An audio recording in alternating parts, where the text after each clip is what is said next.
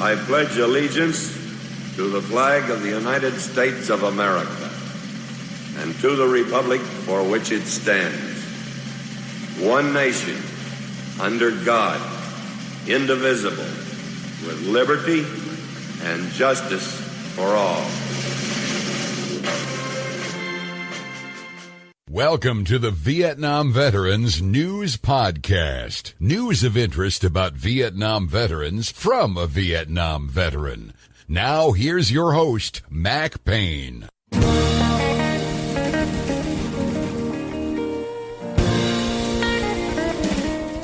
This is Mac Payne here with episode 169er of the Vietnam Veteran News Podcast. News about the Vietnam War and the brave veterans who served there, as told to you by yours truly, a Vietnam veteran.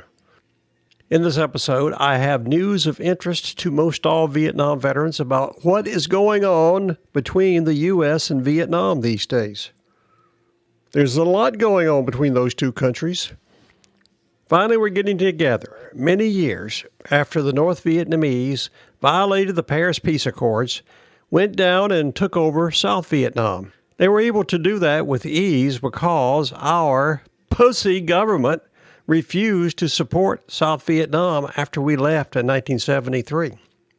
The inevitable happened, but now things are looking up because we actually won the war in Vietnam. Someday I'm going to explain how that exactly happened. With that in mind, we're moving on into the future. As things changed, the U.S. and Vietnam patched up their differences and became pretty good friends. They're becoming even friendlier as China begins to push its weight around the Southeast Asia area. Actually, China's pushing their weight around everywhere, including in this country. I must mention something here that has given me a heavy heart.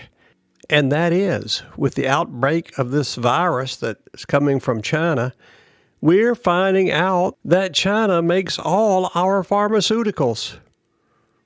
Is there anything more stupid than that? Allowing another country, especially one like China, a hostile communist country, to make all our medicines, drugs, and pills? Somebody dropped the ball on that one. I don't know if it was Clinton, Bush, or Obama, or a combination of all three of them. I think it's time to ring the bells and wave the flags and correct that situation. That's another part of the entire new paradigm that we live in that has drawn America and Vietnam closer.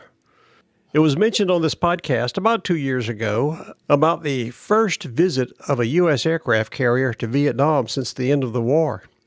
That turned out real good. It was so good that another U.S. carrier has visited the DaNang harbor. Anybody who's in DaNang can see it now, a big aircraft carrier pulling into that harbor. Recently, there was a story that appeared in the New York Times that talked about this visit.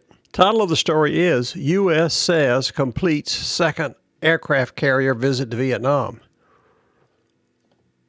That title is very confusing to me because I really don't know what they're saying. The article comes from Reuters news service. It appeared in the New York Times. There's something else that this coronavirus has demonstrated to us, and that is a very good use for the New York Times. It seems like every store in America has run out of toilet paper. The New York Times offers its readers a solution to the shortage of toilet paper. Just use the New York Times instead of reading it. Pardon me, I'm not supposed to get politically oriented on this podcast. I'm going to share this story from Reuters with you so you can know that the USA is showing the flag in Vietnam again. Let's take a look at it. Dateline, Hanoi, Vietnam. The United States has completed its second aircraft carrier visit to Vietnam, the U.S. Embassy in Hanoi said on Wednesday, as the former foes mark 25 years of normalized diplomatic relations. The USS Theodore Roosevelt and its escorts completed a 5-day visit to the central Vietnamese city of DaNang on March the 9th. The embassy said in a statement, visits like these not only strengthen the United States partnership with Vietnam, but they also continue to ensure peace and stability and freedom of commerce across the region, Ambassador Daniel Crittenbrink said, according to the statement. That sounds exactly what a diplomat would say. It's very correct. The port call follows a stop by the USS Carl Vinson in Vietnam in March of 2018, in what was the first such visit since the end of the Vietnam War in 1975, underscoring growing strategic ties between Hanoi and Washington at a time when China's regional influence is rising. U.S. carriers frequently cross the disputed South China Sea and are routinely shadowed by Chinese Navy vessels, naval officers in the region say. The United States accuses China of militarizing the South China Sea and trying to intimidate Asian neighbors who also have claims to parts of it and might want to exploit its extensive oil and gas and seafood reserves. You know, they love seafood over there in that part of the world. Vietnam has emerged as the most vocal opponent of China's extensive territorial claims to the sea and have been buying U.S. military hardware, such as a Hamilton-class Coast Guard cutter. Last year, Vietnam and China became embroiled in a months-long standoff over incursions by Chinese survey vessels into Vietnam's exclusive economic zone. The United States and Vietnam normalized relations in July of 1995. This story was submitted by James Pearson, and it was edited by Robert Birsel. Speaking of the situation with China and Vietnam, I would advise the Chinese to be careful when they decide to mess with Vietnam. All they've got to do is go back to 1979 when China invaded Vietnam to try and punish it for kicking out the Khmer Rouge out of the Chinese client state of Cambodia.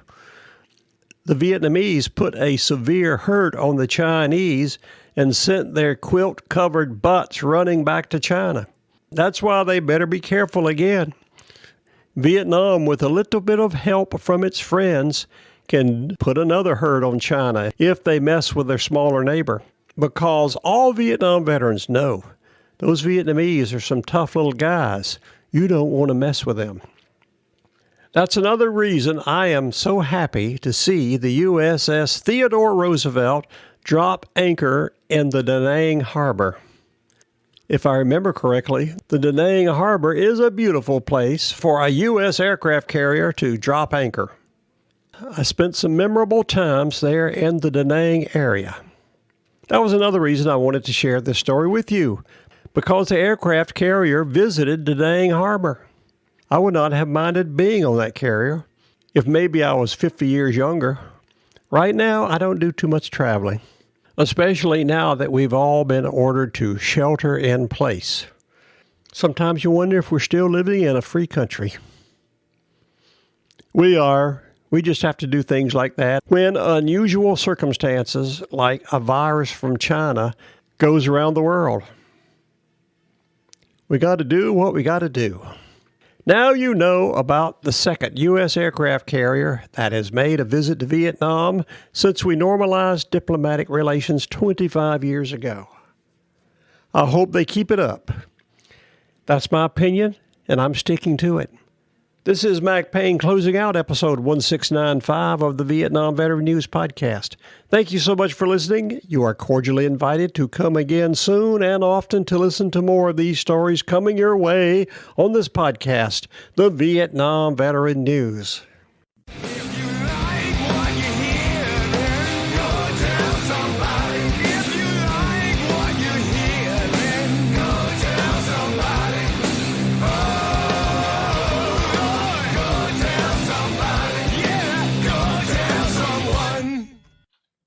How about that? Ain't that a mess?